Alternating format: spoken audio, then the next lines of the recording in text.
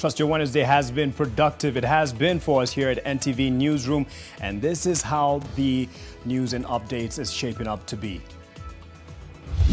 Tonight, polarizing politics, toxic tongues, and deteriorating discourse. 4 politicians registered in the NCIC list of shame risk getting onto the wall of shame. We are working with other agencies to make sure that this person will not be eligible to be elected. Will the high and mighty be subject to the same rules? Will the NCIC bite? Or are we back to another round of toothless barks? Also tonight, has your child been part of the arson cases? Well, they may just as well have burnt your pockets. Everybody has a choice. If your choice is to go and burn a boarding house, you must know that there will be consequences which will follow you for the rest of your life. And from abuse of office to corruption and now terrorism-related charges, Mike Sonko is spending most of his time in courts and police cells. Based on my current position, I've been in custody. Don't cry, don't cry. Real pain or gimmick? Paying for touching the untouchable? And the BBI train is moving. Will as many as of that opinion say aye? Aye! And will as many as of a contrary opinion say nay?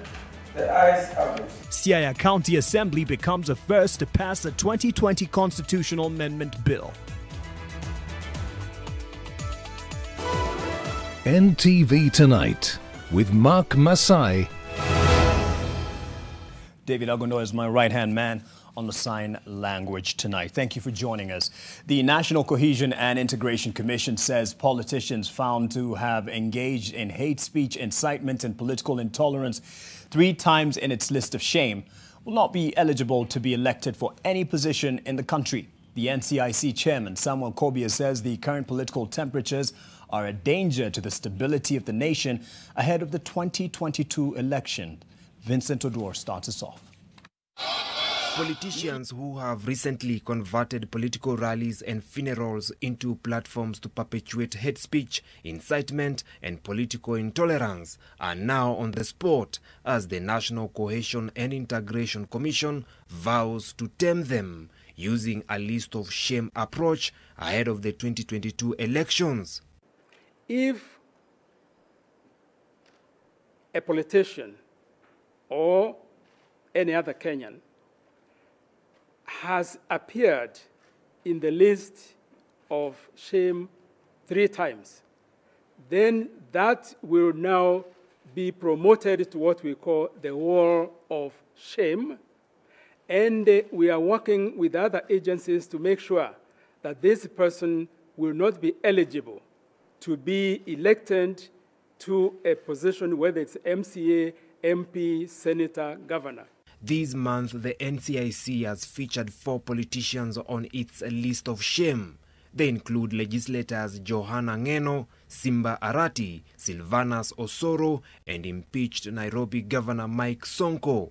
The commission maintains that the current negative discourse is creating dislike, mistrust, and animosity in the country. To those propagating hate speech and incitement to violence on social media and other platforms, we want them to be warned. The sophisticated equipment that we have today are such that it can actually single out a face in a crowd, and that is why we say we shall go after them. Fafi MP Mohamed Osman and his Njoro counterpart Charity Gavambi were featured in the list of fame as those who have been promoting national values and tolerance. For a while now, the National Cohesion and Integration Commission has been accused of irrelevance and failing to rein in on hate mongers, despite being funded by the taxpayer. Kenyans are now waiting to see whether this time round NCIC will be able to bite the errant elements or just back at them, thereby just making noise. Vincent Odur, NTV, Nairobi. Well, the National Assembly's National Security Committee, led by Kiambaa MP Paul Koinange, wants the National Cohesion and Integration Act amended to include class as a basis for incitement and discrimination. The committee says that the hustlers versus dynasty narrative that has been appearing frequently in the political sphere is a threat to the country's security. This came immediately after a meeting with Interior Cabinet Secretary Fred Matiang'i earlier this morning in a closed-door session over the state of security in the country. We have given firm recommendations to relevant authorities that political incitement will not be tolerated anymore. Swift legal and administrative action must be taken against any and all inciters, regardless of their political or social standing in the society. The leaders who are dividing this country, the leaders who are entertaining a class clash, we want to tell them we will summon you. I want to ask the DCI to investigate these leaders. People are free to assemble. What we are saying is a committee, we can only support what is said in those assemblies. That when people assemble, what are they saying? So that we have a provision, a legal provision that if you go beyond this limit, then the law can take course. Let's look at this a bit further. Is the hustlers versus dynasties rallying call even more dangerous than ethnic animosity? Well, the National Cohesion and Integration Commission certainly seems to think so. But do the political savants agree? Olive Burrows sought to find out. It's a load bearer that has divided a nation, or as some see it, united a nation to see beyond mtu wetu and see themselves instead as one tribe, the hustlers. A tribe on the backs of whom it's been argued a privileged few have built empires. As President Uhuru Kenyatta waxes lyrical about a constitutional moment presented by the Building Bridges Initiative, the counter-narrative is one of freedom.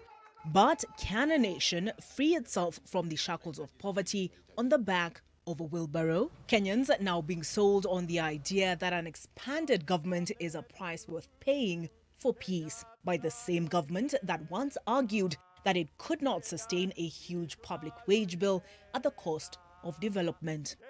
Now that the two-horse race appears to be between the BBI and wheelbarrownomics, can the latter carry the aspirations of those who favored economic prudence?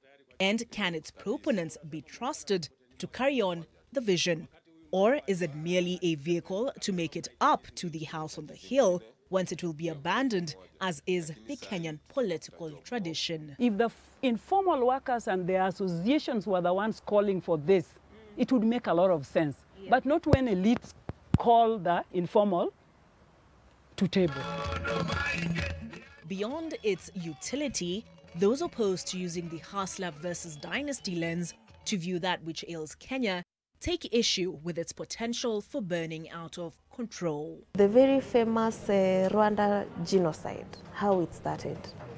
It started by the Hutus, read the poor people, being incited against the Tutsis, who are the rich people. Going by the public discourse the hustlers versus dynasties campaign has sparked, there is evidently a smoldering discontent. Those also who are opposed to the hustler thing, they also don't have any policy prescription to change the status quo.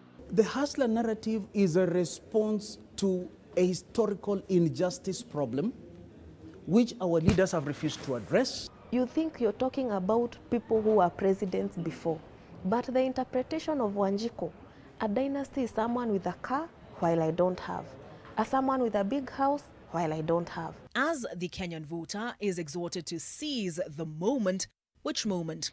Or do both the BBI and wheelbarrownomics roads lead to the same end? Olive Burrows, NTV. On to a context that has really brought up this hustlers versus dynasty discussion, and that is on the BBI. Members of the Siaya County Assembly earlier today passed the Building Bridges Initiative Constitutional Amendment Bill of 2020, becoming the first assembly in the country to approve the bill. NTV's Oko Kusa reports that members unanimously gave the bill a nod 2 hours after it was tabled. Last members of that opinion say aye. Aye. And the last members of a contrary opinion say nay. The ayes have it. And with that, the opposition chief Raila Odinga's home county assembly booked a page in the Kenyan political history books by becoming the first assembly to okay the Constitutional Amendment Bill 2020. From the onset, it was crystal clear that the MCAs had made a decision to support the bill, going by their contribution during the debate in the House. The general is always right. And if you want to know the general is always right, refer to chapter 1, which says the general is right. Don't question Honorable Raila Odinga and His Excellency the President Uhuru Kenyatta, because they are right, my friend. Siaya is going to do it, other countries we expect 24, so that later on beyond this, we will expect our president to come out. Soon after the bill was passed, Speaker George Okode and Governor Colonel Rasanga, who also attended the session, lauded the MCAs for expediting the process. The next step from here is that the Speaker will sign a certificate and forward to National Assembly and the Senate. The support that we are giving BBI here today, we want it to be extended so that other counties also do the same, because BBI is the panacea for our future development, peace and tranquility.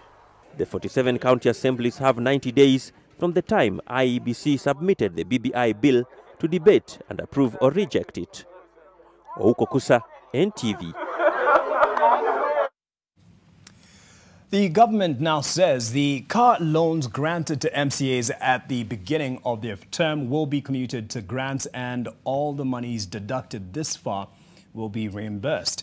According to the National Assembly's Budget and Appropriations Chairman Kanini Kega, Treasury is already in possession of the circular meant to effect the changes, and it will be implemented soon. Kennedy Mureithi is on that grant story. Members of the County Assembly have ramped up their demands for car grants in exchange for passing the Building Bridges Constitutional Amendment Bill 2020. But this has, however, rubbed Kenyans the wrong way. Social media users poked fun at their demands and suggested that they be given the vehicles manufactured in Laikipia County and save the country the 2 million shillings each is asking for. Tulionyeshwa BBI ukiuga mkono, MCA walipewa milioni 2. So hata raia huku na unaona mimi niko mashinani. Hata wao wanagoja pesa yao. Juu wameona BBI ni maneno ya pesa. Na kama MCA anapewa milioni 2, hata hawa raia wakipewa pila mtu 10,000, hata anunue kang'ombe, ni sawa. Those in Deputy President William Ruto's corner say the current move by the executive and ODM leader Raila Odinga to yield to their demands as a bribe in exchange for the MCA's support for the BBI. But the president's allies see it differently. This car grant has coincided with the BBI. It is something that has been there for a long time. It is a right that maybe was delayed, and it should not be construed to mean that they have been bribed. But even as members of the county assemblies raise their voices demanding an enhancement of their welfare, the questions on most Kenyans is, what will be offered to them as an incentive to support the BBI? For the rest of Kenyans, I want to say categorically, all the benefits that we are getting from BBI, the net beneficiary is the common mwananchi. MCAs are taking this as their harvest season, as they hope to reap the maximum from the executive overtures. Sasa nafasi imetokea, waendeko kwa bank, waweke banking slip. On Wednesday, at a meeting with ODM leader Raila Odinga, the party's MCAs will not allow one of their own to speak without mentioning their agitation for a car grant, a fact that even irritated the party leadership. At the moment, all the MCAs were given a loan of 2 million shillings when they started serving. And I believe, and I have no doubt in my mind, that most of those MCAs bought vehicles. So that loan will now just be commuted into a grant. This as some county assemblies now prioritize debating the constitutional amendment bill with the aim of fast-tracking its passage. At least 24 county assemblies are needed for the bill to sail through to the next stage. Kennedy Muredi, NTV. Granted, Kanini Kega says this is a coincidence. Let's hope that it is not just a vehicle to drive through the BBI amendment bill. Now to the money concerns around this. Despite constantly struggling to release revenue allocations to the counties on time, largely due to inadequate resources, the National Treasury now says a proposal to increase revenue allocation to counties from 15% to 35% in the Building Bridges Initiative Amendment Bill is viable. With 42% of Kenya's total revenue gobbled up by debt service obligations and another 35% taken up by the public sector wage bill, many have questioned whether a 35% allocation to counties will be fiscally viable. National Treasury Cabinet Secretary Ukur Yatani has shrugged off these concerns. The amount of resources that we are sending to the counties is not even 15, it's already over 15, even at the moment. Correct. And the amount of 30 or 35% is doable, because whom do we intend to serve? Our people. And they do not only belong to the national government, but they belong to the entire nation, including the counties. Therefore, it's doable. I do not want to really go into matters of politics, but from where I sit, as one person charged with the responsibility of at the center of the decision making, is not a mere statement. The head of the National Treasury is telling us times are improving. The worst is behind us. This year is likely to be better, so the economy will bounce back. So for the naysayers and anyone who wants to oppose BBI, please look for another reason. And not the issue of devolution being strengthened. Let's get into class now, and a number of students are below the academic level that they were at before the COVID-19 pandemic forced them out of school for months. This was revealed from the less than stellar performance by Class 8 and Grade 4 pupils in their September 2020 assessment. The Ministry of Education is now urging teachers to engage the pupils further to improve their grades. Leila Mohammed reports. Waziri wa Elimu Professor George Magoha anasema japo mtihani huo Salale. That's the Swahili version, as my director finds the proper one, and I was hoping to get a report on the arson in schools and what repercussions this will have, as the Education Cabinet Secretary said that parents of those students who have actually burnt schools will be held responsible and culpable and will take this particular bill. And Education Cabinet Secretary Professor George Magoha, just to be on that, has stated that the parents of any child that participated in the burning of schools will have to foot the cost of repairing the damage. Magoha added that the children will be forced to return to the same school that they set ablaze after the repairs have been done. And I hope our director will run this as we get back to the class concerns. This comes as a backdrop of several schools being burnt in the past weeks, with many students being accused of being responsible for the arson attacks. My director says it's a no. And let's get back to the concerns of the performance of students who are below par. Let's hear that report by Leila Mohammed.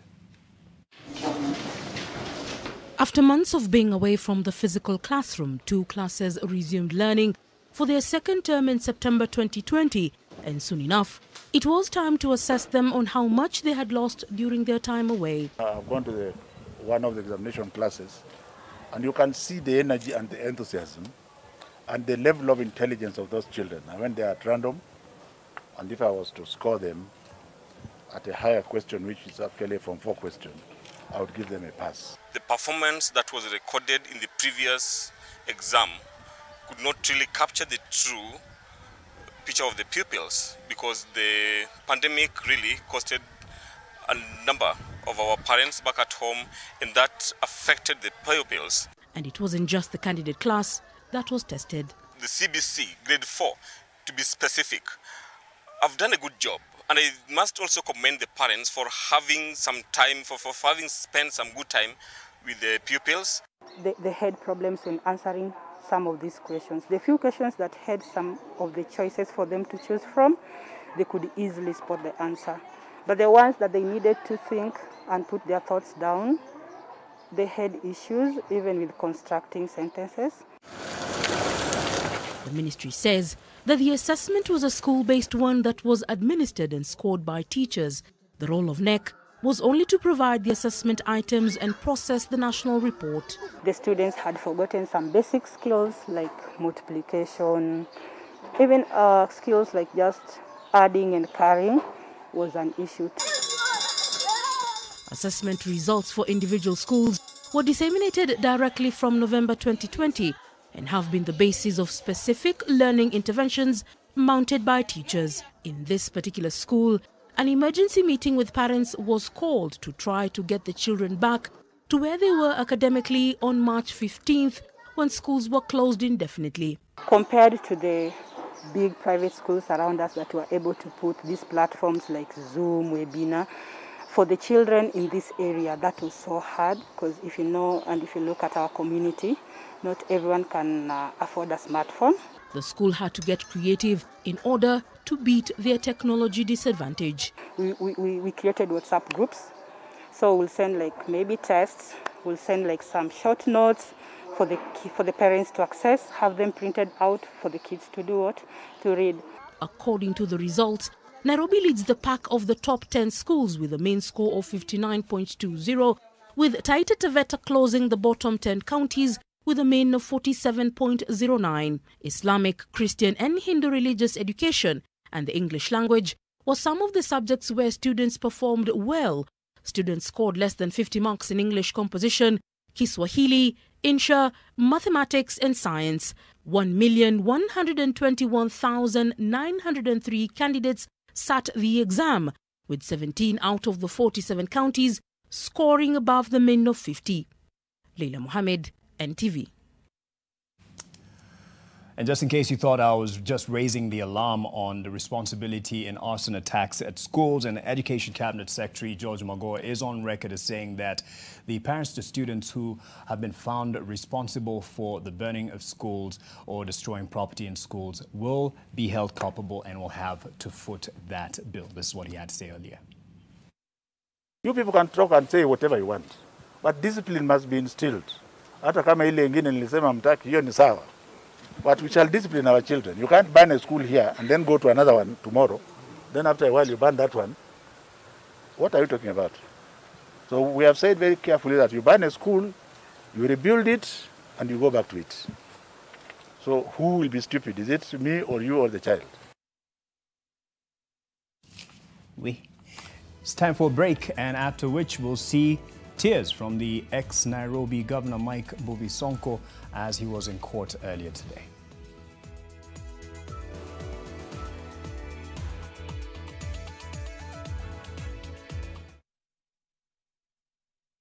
Hawa ni wa John's family last week. Hawa ni hao this week. Kwani kuliendaje? Wa John's family waliget maximum entertainment for less. Na sahi wako closer than close. Pia family yako wanaweza kuwa close safe wakicheki world class international channels that put the quality back in your quality time. That's what I'm talking about. Go TV Max itawaleta closer mara that. So, upgrade to Go TV Max for just 890 shillings leo. Go TV. Love it. Hello. Babe, I'm lost. What?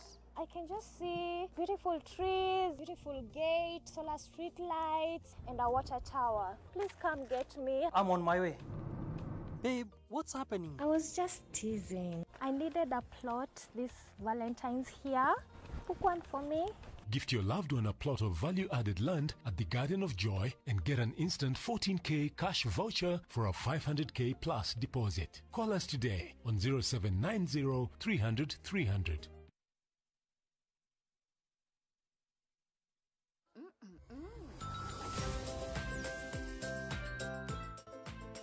New Tuzo Yogurt Cup. Size yako, bei yako.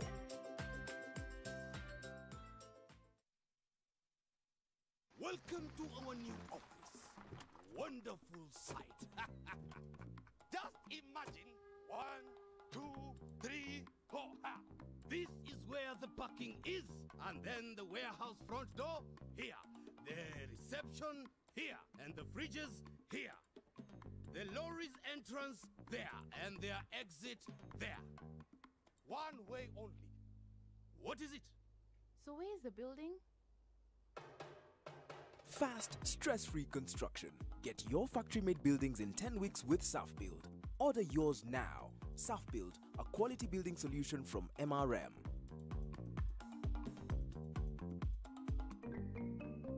Rely on Ramrod tanks for all your hygienic water storage solutions. Our affordable tanks are manufactured with the highest quality of virgin food-grade material. Our products are KEBS certified and come with a 10-year warranty. Call us to place an order or visit us at Ramrod Godowns, Bamburi Road, Athi River. Buy one and get free airtime. Ramrod tanks, standing the test of time.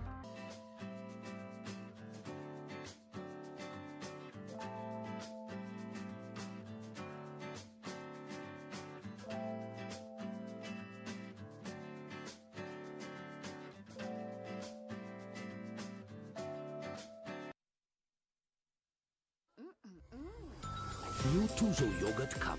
Size yako, bei yako. Makeup is a passion for me. I love beauty. Nililearn skill ya makeup na watch tutorials kama YouTube na Instagram. Alafu nikaanza practice na mabeshte wangu, and with time I would take pictures of them and the page would grow. Now people started DMing me and asking me how much do I charge? So that's how I started my business. That's where I get most of my clients, like 70%. Mi hutumia 1 GB giga bundles ya mobile data statement imenichanua kujua vile kila app inatumia bundles zangu. So now I'm able to channel my bundles on the apps I need the most. Dial *544# and select 7 for balance to get your data statement, and you'll get free 200 MBs for first-time access.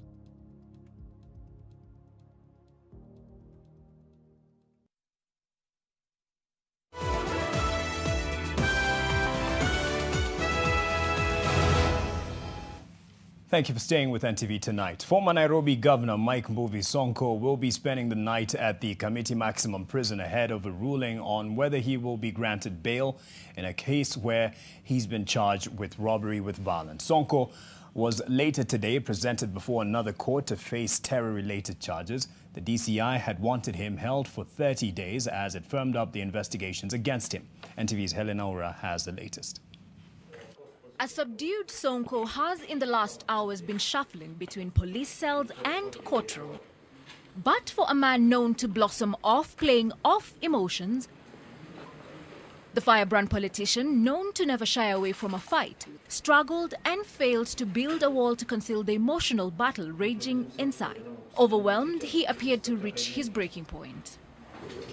I need at least a week or two. He was here before Chief Magistrate Douglas Ogoti to face corruption charges and to plead for more time to mount a defense. Yeah, in order to be of assistance to him as a lawyer. You say plenty of time. I need plenty of time. And I would ask, although my friend has suggested 14 days. Sonko now claims police officers at the DCI prevailed on him to withdraw an affidavit that adversely mentioned President Uhuru Kenyatta's sister, Christina Pratt, accusing her of trying to influence his appointment of a deputy governor before he was dragged to court and charged with robbery with violence, among other charges that he claims are trumped up. The anti-terrorism police unit had also been hanging around the Milimani law courts. That whatever complaints the state has against the governor,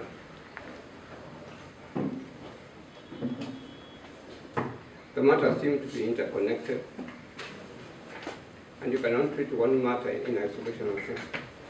The lawyers further claimed they were denied access to him at the Gigiri police station where he was held. But trouble seemed to pile up for the besieged ex-governor, who was later presented at the Kawa West Law Courts to face terror-related charges. The DCI wanted him held at the committee prison for 30 days as it firmed up investigation into several counts, including procuring uniforms resembling military attire, and which he has been spotted wearing in contravention of the rules governing its use. Police claim the attire is associated with a terrorist group which poses a threat to national security.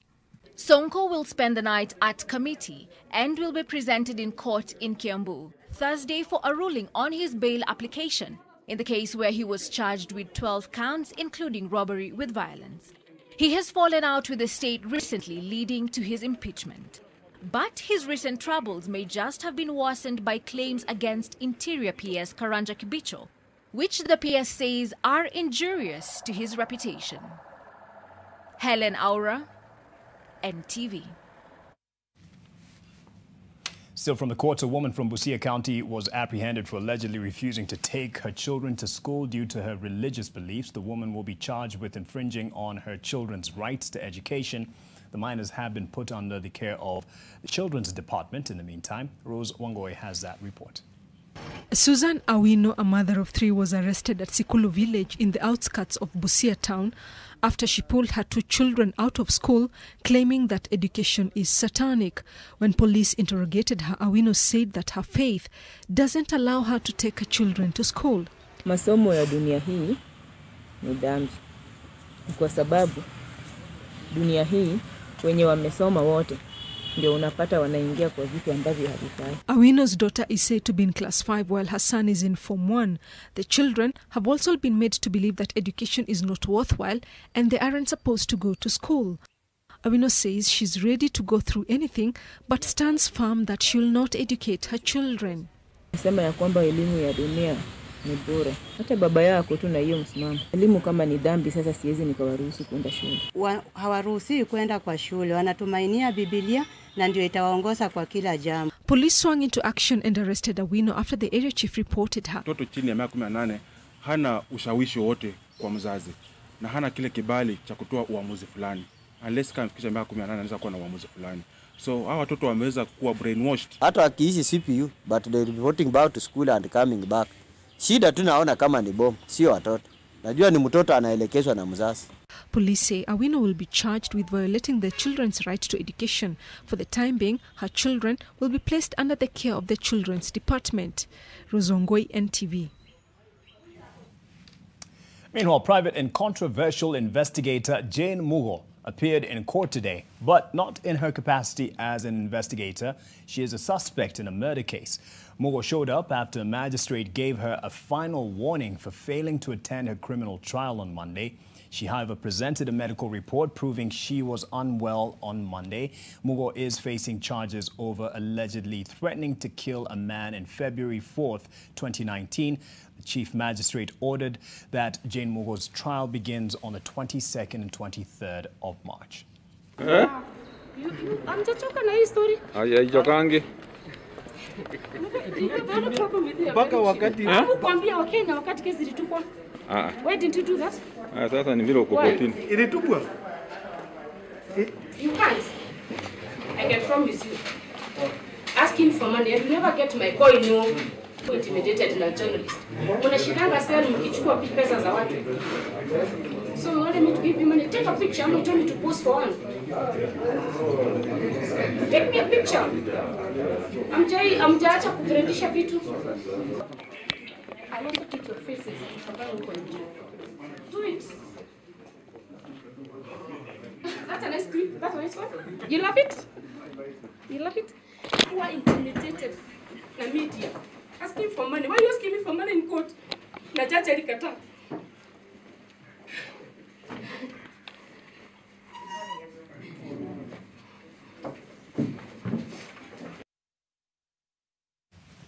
Hey, it's time for business news, and Dan Mwangi will make sure that you miss nothing from the corporate world. Stay with us.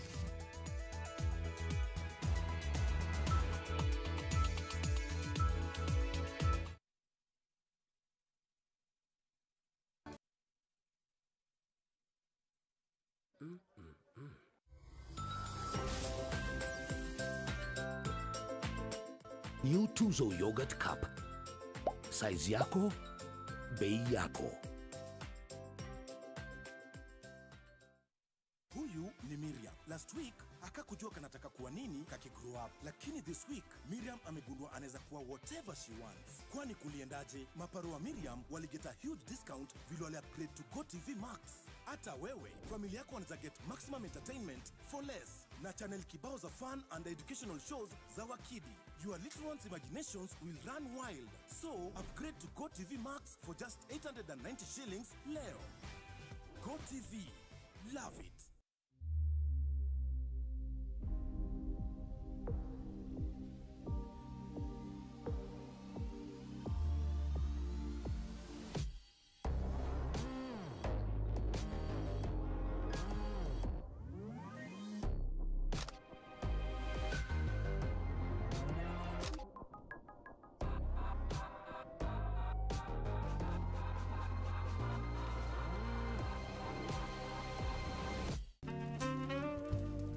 Lovers are booking their tables at GMC Place Kitengela. Yes, it's Valentine's, and as is custom, love is blossoming at the heart of GMC. Make that proposal, rekindle your romance, or treat your special someone. Let GMC Place Kitengela be your choice to bloom in love. With a few slots available, call us today on 0701 560 560.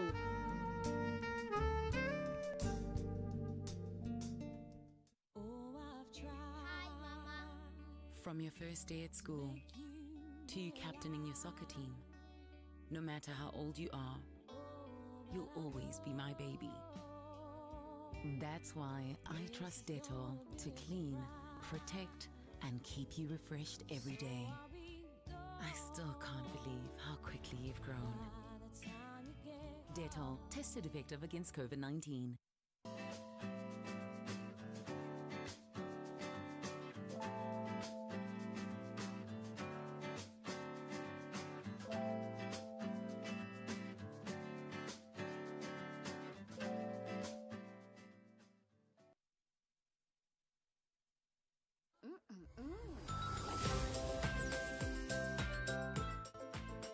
New Tuzo Yogurt Cup. Size yako, bei yako.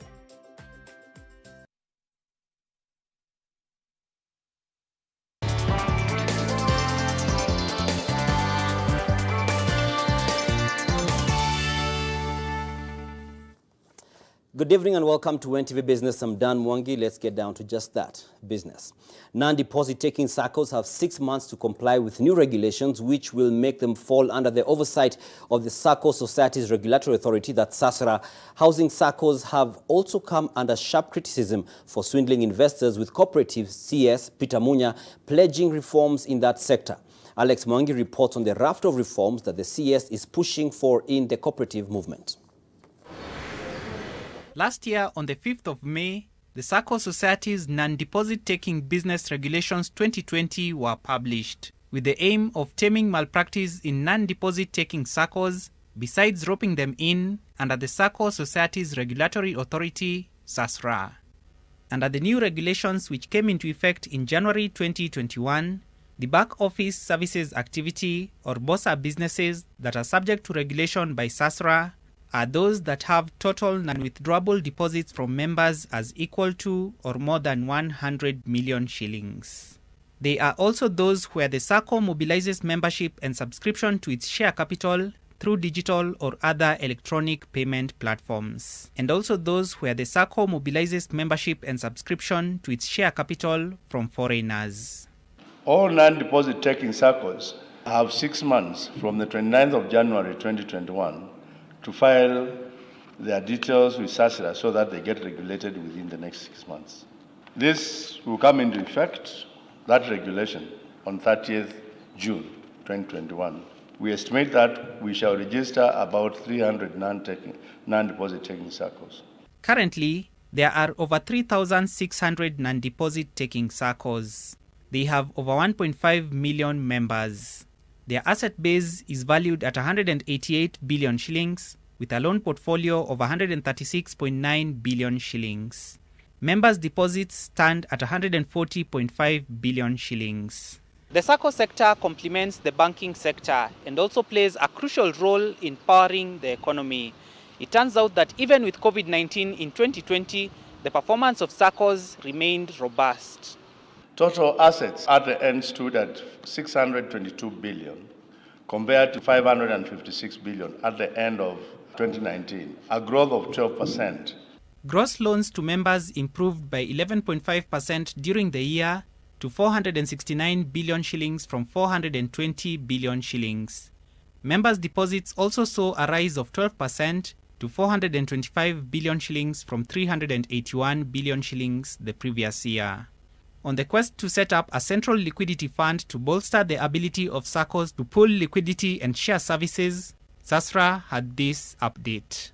Today, the draft legal framework is under consideration by the Office of the CS ahead of a planned submission to Parliament by March 2021. The Cabinet Secretary for Cooperatives, Peter Munya, who is currently engaged in a raft of reforms in the agriculture sector, which also falls under his docket, did not mince his words when it came to the reform agenda in the cooperative movement, singling out housing cooperatives. So in our reforms, this is one of the sectors we want to look into and streamline. You've seen people losing their money, and they have no recourse. There's nothing they can do because people have gone and used them and invested them in all sorts of imaginary investments, and then they lose the money. Progress has also been made in setting up the Deposit Guarantee Fund, which is intended to help secure the savings of investors in case a SACCO goes bust.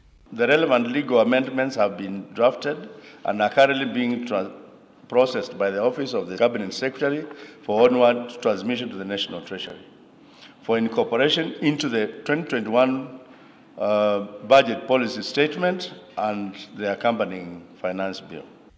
Alex Mwangi, NTV. Now, county governments are facing a tall order as they seek to tap into the capital markets to mobilize capital following new guidelines from the National Treasury. National Treasury CS Ukur Yatani says the framework that will guide borrowing by the devolved units is ready, but the counties which have expressed interest so far have not met the set threshold. The devolved units have to meet the basic requirements set by the National Treasury before they can be able to borrow from the capital markets and even external credit markets to finance their infrastructure projects and cut reliance on the annual disbursements from the exchequer. They must meet basic requirements, meaning the fiscal framework must be right, including adhering to the tenets where they are not spending more than 35% of the budget on wages and salaries. Number two, there must be also a minimum threshold that 30% of the budget must be allocated to development.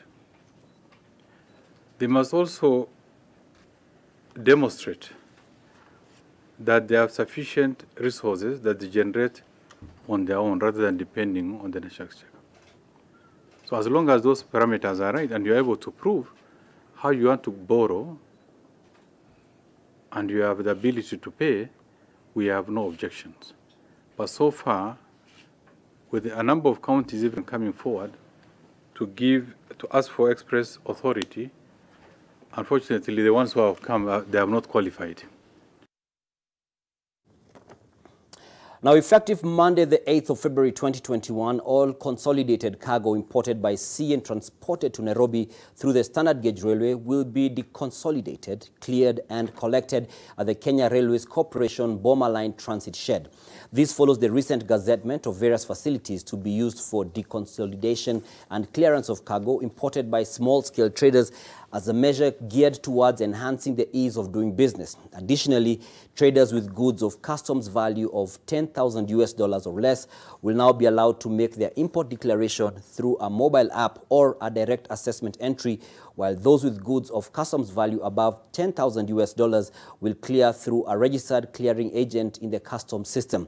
The transit shed is expected to serve approximately 7,500 traders in Nairobi and its environs and will accommodate approximately 140-foot containers per month.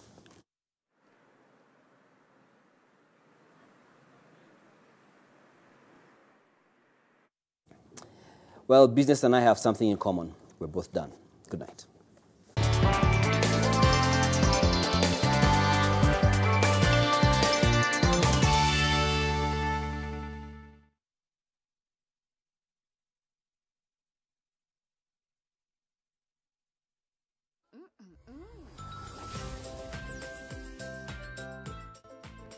New Tuzo Yogurt Cup. Size yako, bei yako.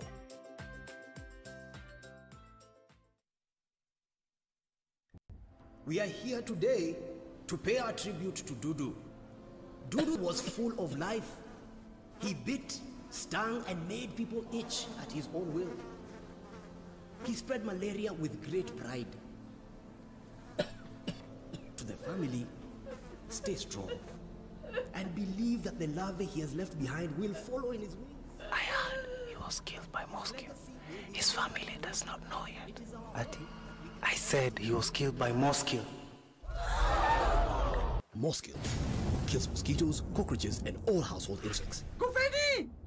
A product of Osho Chemical Industries.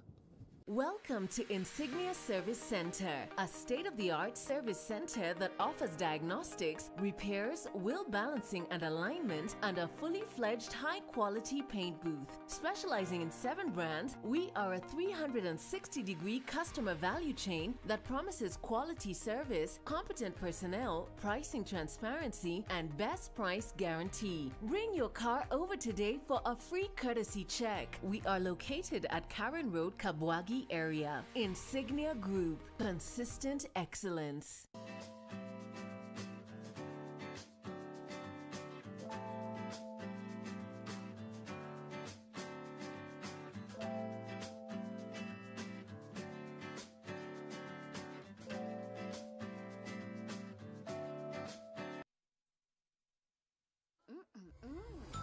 New Tuzo Yogurt Cup. Size yako, bei yako.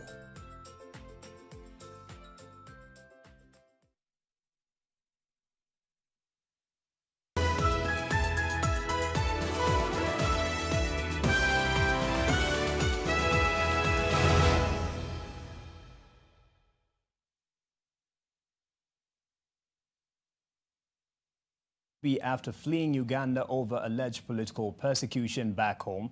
Speaking in an exclusive interview with NTV this evening, Nyanzi says life has become unbearable for free-minded individuals in her country, and her life is now in danger following the disappearance and kidnapping of her colleagues, allegedly by the state, including her partner. She spoke to Zainab Ismail. Well, thank you so much, Dr. Stella Nyanzi, for your time. You are a human rights activist, an academic guru, and a fierce critic of Uganda's President Yoweri Museveni. But today you're here in Kenya seeking asylum. Maybe just tell us a little bit more about that and exactly what happened.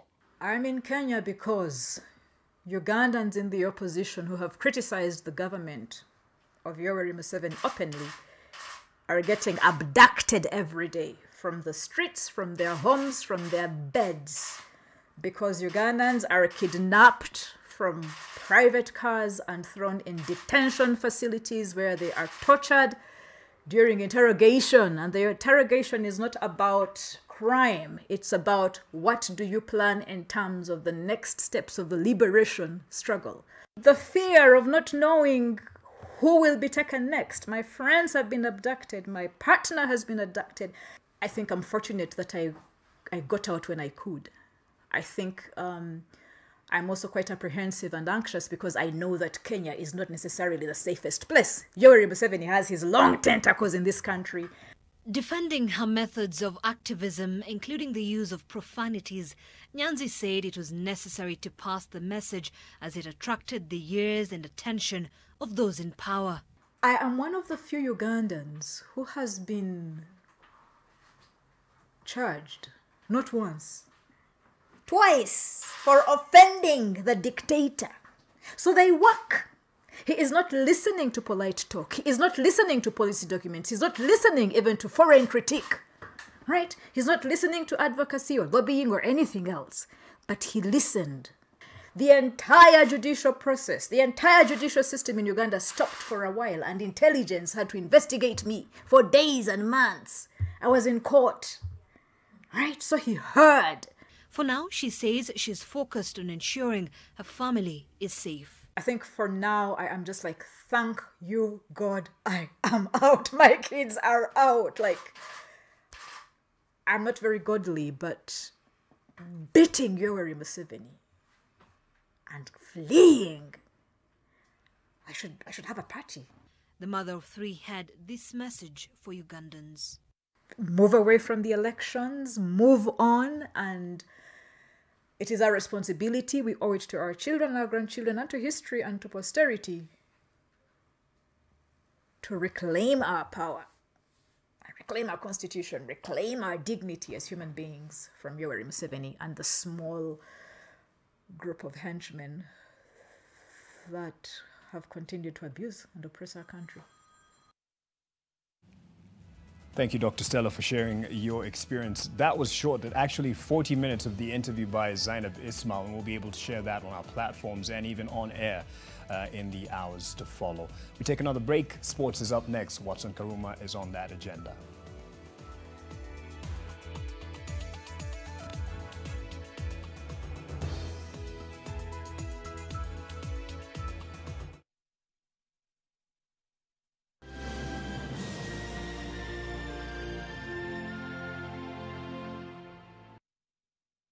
Dial *544*0# to unlock your Safaricom data deal of the day on Kenya's fastest 4G network, Popote. Let's go beyond. Twende tukiuke.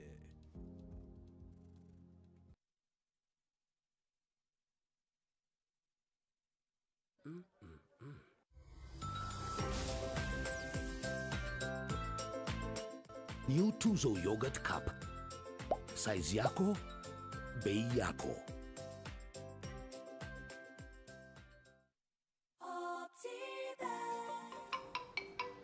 Hello. Babe, I'm lost. What?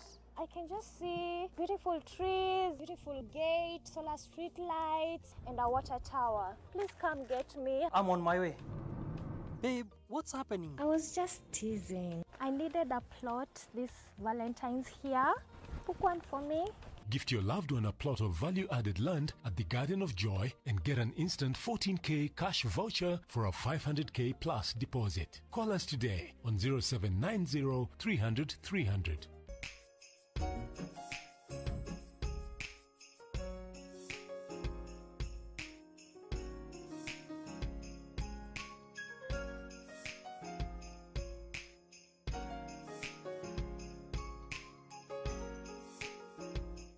Trust Dettol to clean, protect, and keep you refreshed every day.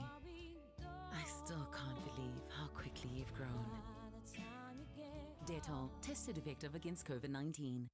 Maji mdosi wangu ametupa simu yangu ndani ya maji. Mdosi wako kwa sawa. Venye Nkirota ameniambia ajui na akimpigia simu ashiki. Hi, guy, what?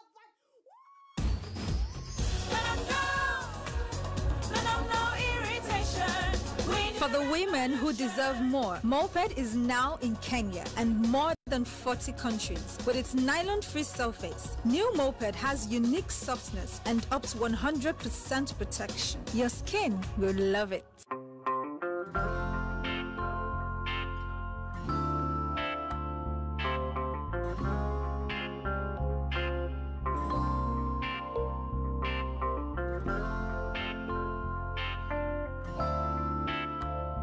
Breaking news from Molfix. Let's see what they're developing right now.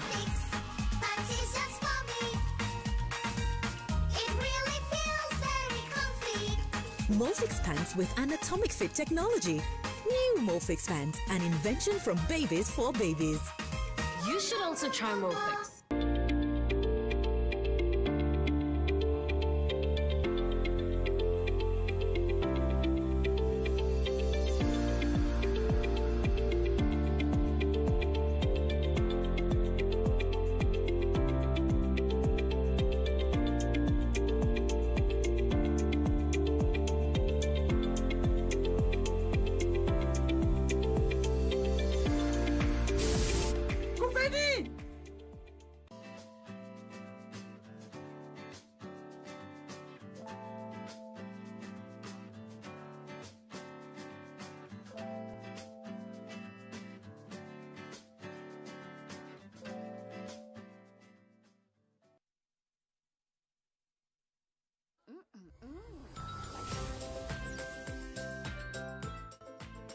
New Tuzo Yogurt Cup.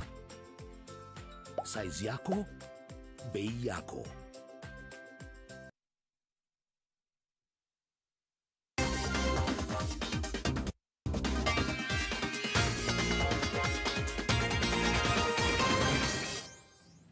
Welcome to NTV Sport. I'm Watson Karuma. Now, Bidco United moved to 11th on the Football Kenyan Premier League log with a 1-0 win over Posta Rangers at the Kasarani Stadium. Eric Gishimu netted the all-important goal in the 18th minute that saw Bidco end their 4-match winless streak. It was the second win for the top-flight newbies, with their first victory coming a month ago to the day against Vihiga. The mailmen consequently dropped to 13th with 10 points from 11 games. In Thursday's only game, Mathare United host Western Stima. Kenyan international Michael Olunga is set to make his debut in the FIFA Club World Cup with Qatari top-flight side Al Duhail as they take on African giants Al Ahly in Doha. The winner will set up a semi-final clash with Bayern Munich. Qatari representatives Al Duhail were handed a bye through to the stage of the competition after Auckland City's withdrawal in January due to COVID-19 effects. Olunga is expected to feature after scoring a hat-trick for Duhail in the Emir Cup in late January. The FIFA Club World Cup is a tournament that features winners of the 6 continental confederations as well as the hosts Nations League winners. The game will kick off on on Thursday, that is tomorrow, at about 8:30 East African time.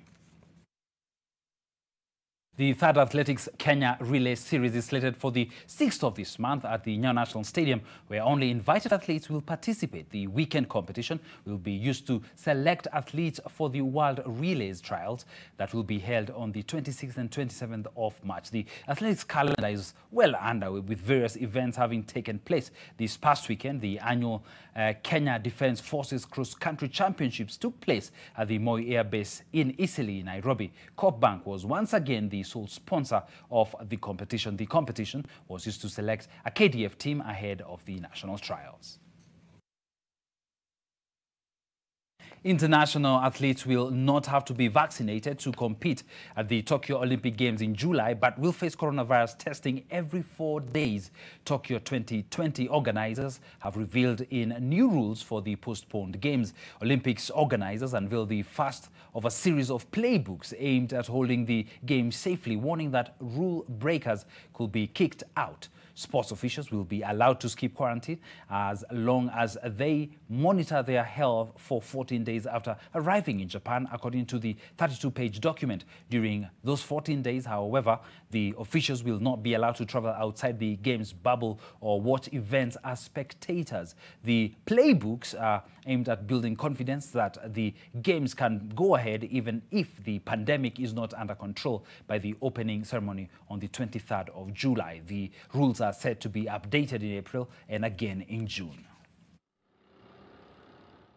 Now, Liverpool are looking for 3 consecutive Premier League wins for the first time since September when they take on Brighton tonight. Brighton have claimed impressive results against Leeds United and Tottenham Hotspur in recent weeks. In other matches tonight, Leeds entertain Everton as West Ham travel to Aston Villa. On Tuesday, Manchester United equaled the Premier League record by putting 9 goals past 9-man Southampton, the second time Saints have lost 9-0 in as many seasons. Aaron Wan-Bissaka, Marcus Rashford, Edinson Cavani, Anthony Martial, Scott McTominay, Bruno Fernandes and Dan James scored for United, with Jan Bednarek scoring an own goal in the first half before he was sent off. Alexander Jankiewicz was sent off after just 2 minutes in that game. It was opposite scenes for Arsenal, who went down 2-1 to Wolves. In other results, Crystal Palace got a 2-1 win away to Newcastle as Sheffield edged out West Brom by a similar margin. And found the finish too. Now, Cristiano Ronaldo scored twice as Juventus came from behind to beat Inter Milan 2-1 at the San Siro in their Italian Cup semi-final first leg late Tuesday. Inter made a flying start in the 9th minute thanks to Lautaro Martinez. Ronaldo then hammered the spot kick into the roof of the net to score his 21st goal of the season before he completed the first half turnaround in the 35th minute. record 13-time winners Juve will be favourites to reach a 6th final in 7 years when they bid to complete the job in their return game in Turin next Tuesday. Inter, who beat Juventus 2-0 last month in Serie A, have it all to do to keep their hopes of lifting a first Italian cup since 2011 alive. Holders Napoli host Atalanta in the second last first leg on Wednesday. Thank you very much for your time. Have a lovely night.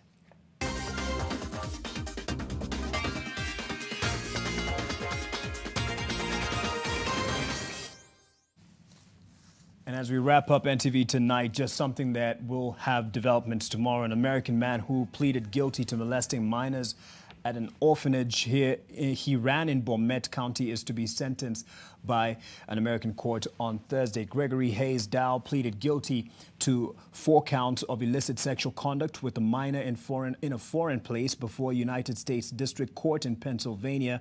His sentencing was set for September last year, but it was pushed forward a couple of times due to the coronavirus restrictions in the United States.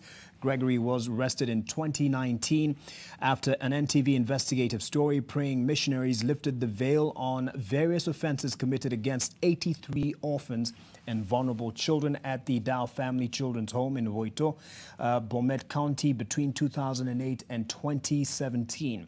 3 minors died mysteriously at the home. The 61-year-old reached a plea deal with the court last year and is likely to get at least 16 years in jail.